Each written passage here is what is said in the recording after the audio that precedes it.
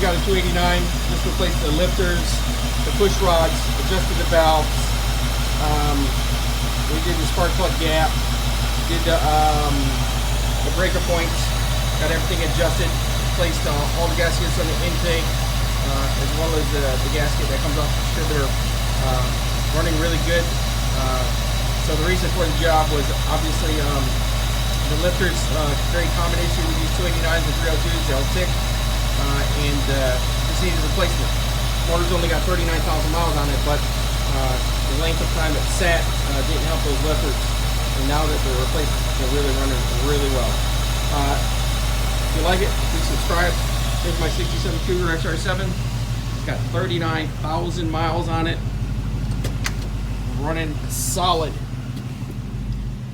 There you go, take a look at it. 39,685 miles, and it's running solid at 800 RPM. Hasn't run this good since I bought the vehicle about 5 years ago. Getting ready for the summer. Original paint car, never been restored. Tell me what you think. Take care.